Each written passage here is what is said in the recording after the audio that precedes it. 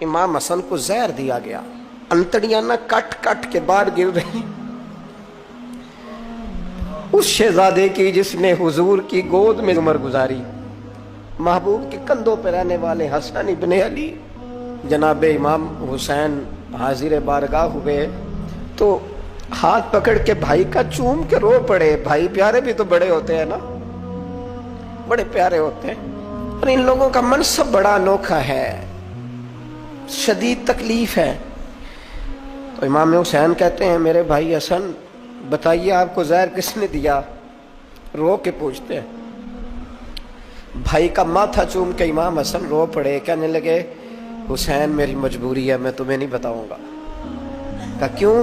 فرمانے لگے اس لیے کہ اگر وہ نہیں جس پر مجھے شک ہے تو پھر کسی بے گناہ کا نام کیسے لے دوں، اور اگر وہی ہے نا جس پر مجھے شک ہے تو پھر میں تمہیں نہیں بتاؤں گا، میرا رب بڑا بہتر انتقام لینے والا ہے، پھر بھی نہیں بتاؤں گا۔ کیا کروں، کیسے بتا دوں؟ مصطفیٰ کا نواسا ہوں میں، پڑھتے ڈالنے والی ماں کا بیٹا، میں شیر سے زیادہ جگر رکھنے والے علی کا پتر، میں کیسے بات کر دوں؟ بس زخم پہ زخم کھا کے جی، خونے جگر کے گھونٹ پی، اور سجنا آہ نہ کر لبوں کو سی، یہ عشق ہے کوئی دل لگی نہیں۔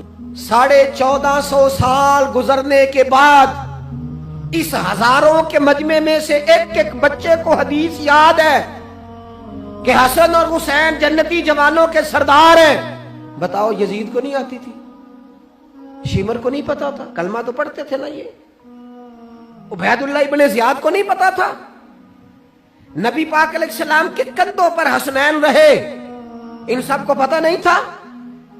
یہ جانتے نہیں تھے کہ یہ وہ حسنین کریمین ہیں جن کو حضور سنتے تھے، فرماتے تھے یہ میرے پھول ہیں دونوں؟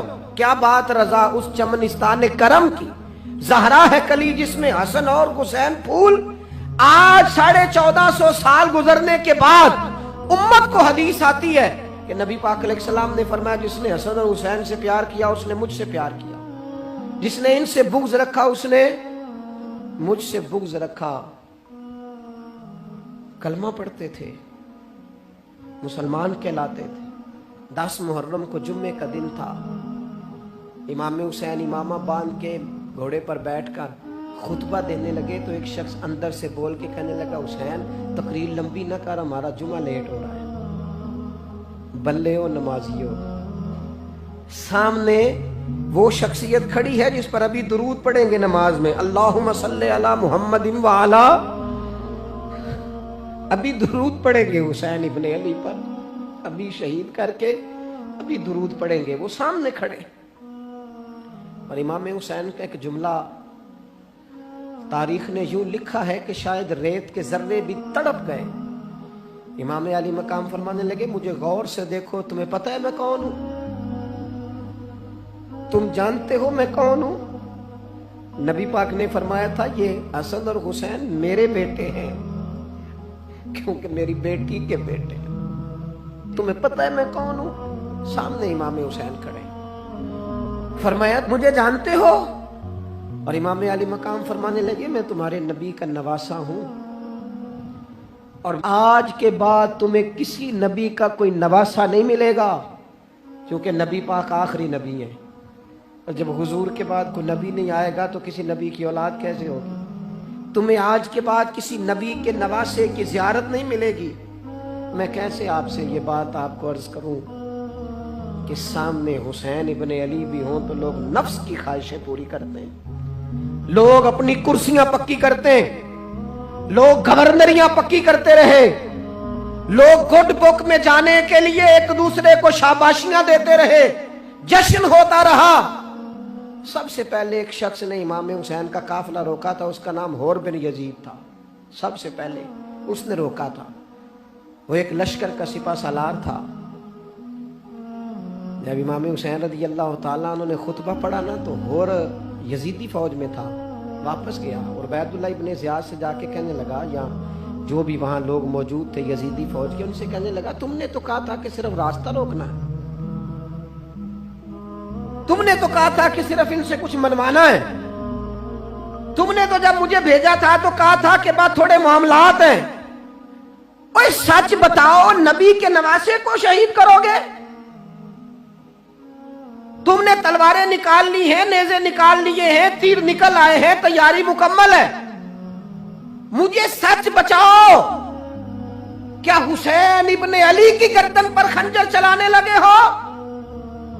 सैयदा फातिमा का जिगर पारा शहीद होगा? क्या ये खबर सच है? यूं होगा? तो कहने लगे हाँ, यही हुक्म है हमें, यही तैयारी है, यही प्रोग्राम है, यही प्लान है, यही होगा। कहने लगा मैं और आप तो मदीने वाले रसूल का कलमा पढ़ते हैं, तो क्या महबूब के नवासे को ज़िबा करोगे? जनाब अली अकबर को, जिनका चेहरा रसूल पाक से मिलता है, हजरत कासिम बिन हसन को, जनाब अली के बेटों अब्बास बिन अली को, हजरत अली के बेटे अबू बकर बिन अली को, हजरत अली के बेटे उमर बिन अली को, हजरत अली के बेटे ये भी 3 करबला में मौजूद, हजरत उस्मान इब्ने अली को, इनको शहीद करोगे? ने कहा हाँ, तैयारी हो गई है। तो सबके ज़मीर मुर्दा नहीं होते। हाँ हाँ, बड़ी बड़ी सख्त जगहों पे फूल उगते हैं। हुर ने जब इनसे कहा कि तुम्हारा पक्का इरादा है, कहा पक्का इरादा है, तो उसने कहा ये ज़रा पकड़ो, ये ओहदा पकड़ो, मुझे तुम्हारा दिया हुआ ओहदा नहीं चाहिए, हुसैन के नाना की दी हुई जन्नत दरकार है, ये रखो अपने पास, मुझे तुम्हारा। एड़ी लगाई उसने और दौड़ा और इमाम हुसैन के कदमों में गया। कहने लगा हुजूर, मैं मुजरिम हूं,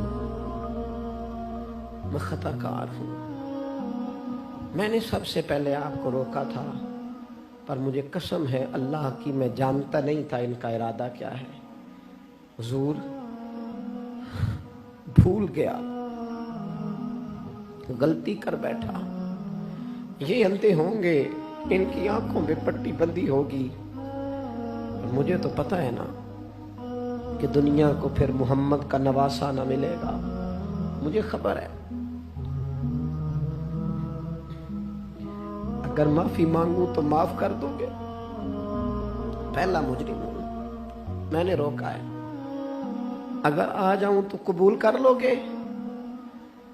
ये ज़रफ़, ये हौसले, ये तवानाइयाँ अगर हैं तो सैयदा फातिमा के दूध में है, ये शेर खुदा की तरबियत में है, ये महबूब ने जो उनकी ज़ुबानों को चूसा तो उस करम में है। हज़रत इमाम हुसैन ने उठ के सीना यूं चौड़ा किया, हाथ फैलाए, फरमाया आजा, लग जाना मेरे सीने के साथ, तू आ जाना, तूने देर की, हम तो पहले से मुंतज़िर थे, तू आ जा, तेरी सारी माफ़ है। हुर के मुकद्दर जागे, इमाम अली मकाम के लश्कर में शामिल हुआ। बाज ने लिखा है जो लोग इब्तदा में शहीद हुए इमाम हुसैन की तरफ से, उनमें हुर शामिल। खुदारा कुछ ख्वाहिशात, कुछ नफसानी बातें छोड़ दो, सारा दिन अपने आप को ही मनवाते रहना। अपनी जिद के सामने लोग बड़े बड़े इदारे तबाह कर देते, बड़ी बड़ी जमातें तबाह हो गई, बड़े बड़े आस्ताने खैर के टूट गए, लेकिन हमारी अना, हमारी जिद, हमारा तकब्बुर, हमारी अपने लिए ख्वाहिशात ये खत्म ना हो सकी।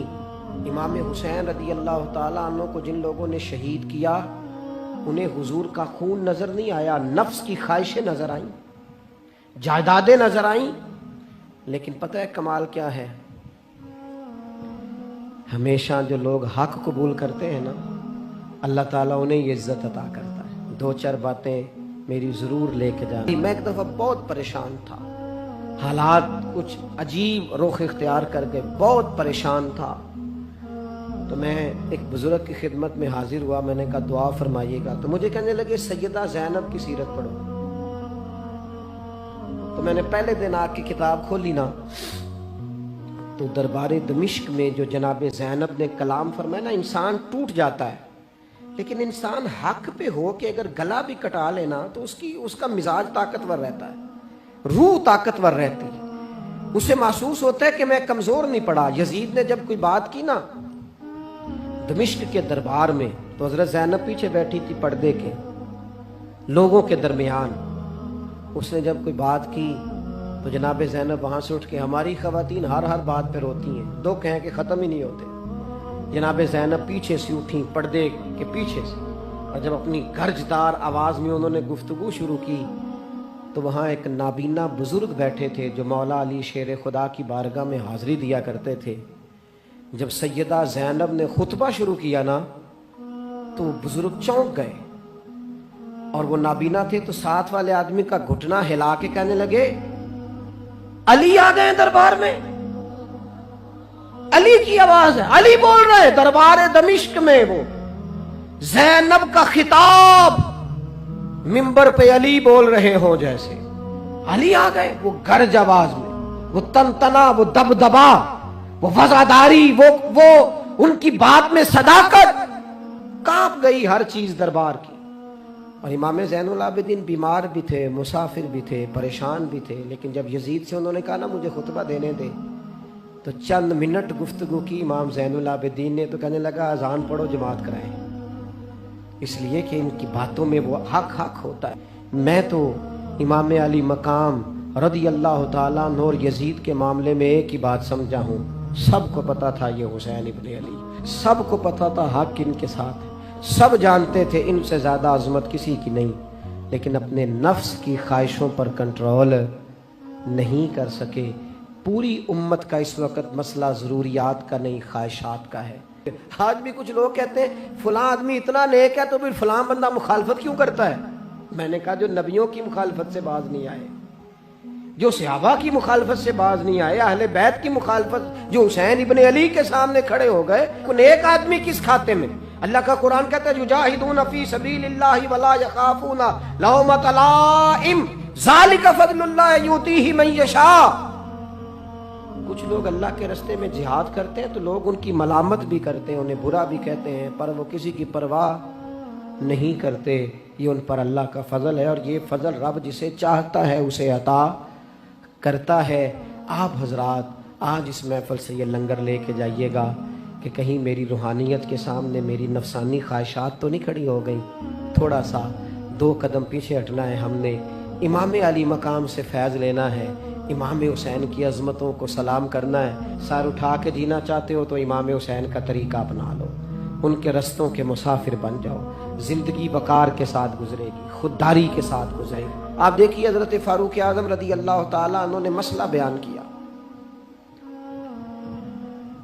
تو جناب فاروق اعظم رضی اللہ تعالیٰ عنہ نے اس مسئلے میں عورتوں کے مہر کے متعلقہ، جو حق مہر ہوتا ہے خاتون کا، اس کے متعلقہ جناب عمر نے کوئی مسئلہ بیان کیا۔ تو آپ جمعہ پڑھا کے باہر نکلے تو ایک خاتون کھڑی تھی دروازے پر، کہنے لگی امیر المومنین حد ہو گئی ہے، آپ عورتوں کو مہر لینے پر پابندی لگا رہے ہیں، اتنا لینا اتنا نہ لینا، اور اللہ رسول نے کھلی اجازت دی ہے جتنا مرضی لے لیں۔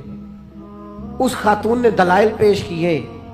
اب امیر المومنین کے سامنے ایک تو ہے کہ عام مرد کے سامنے عورت بات کرے تو لوگ قبول نہیں کرتے، اور 22 لاکھ مربع میل کا حکمران، اور جس کے بارے میں معروف ہے کہ ان کا درہ ہر وقت چلتا ہے، اس خاتون نے جناب عمر سے کہا کہ جناب مسئلہ یوں ہے، آپ نے یوں بیان کیا ہے۔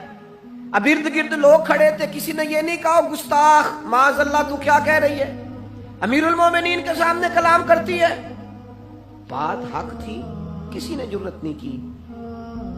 ایک شخص حضرت عمر سے کہنے لگے حضور آپ کچھ بولتے کیوں نہیں، کچھ تبصرہ کریں۔ فرمانے لگے بولنا کیا ہے، ایک مرد نے خطا کی ہے اور ایک عورت ٹھیک کہہ رہی ہے، اس کی بات درست ہے، میں کھلے دل سے قبول کرتا ہوں۔ نفس پر گرچہ چوٹ لگتی ہے اسے قبول کریں۔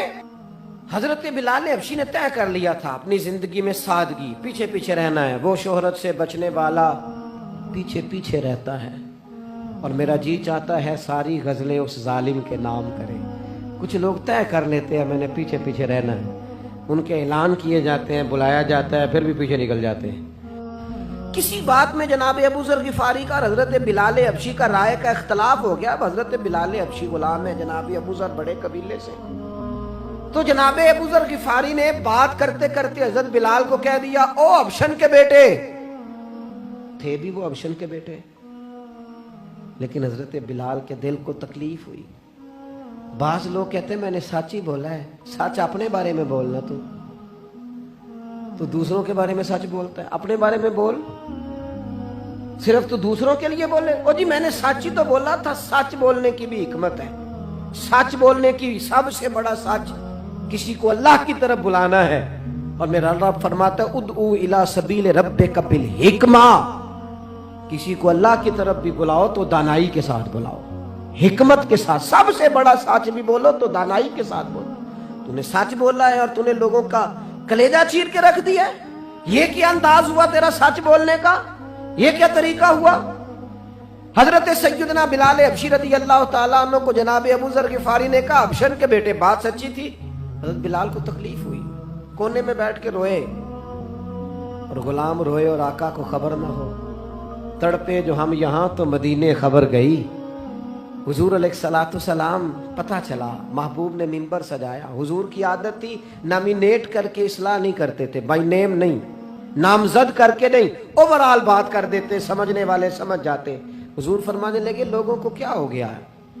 میں نے تو جاہلیت کی ساری باتیں پاؤں تلے رون دی تھی, ابھی بھی کہتے ہیں بلال کو ابشن کا بیٹا. حضرت ابو ذر غفاری کہتے ہیں باقی تو کوئی نہ سمجھے تو میں سمجھ گیا.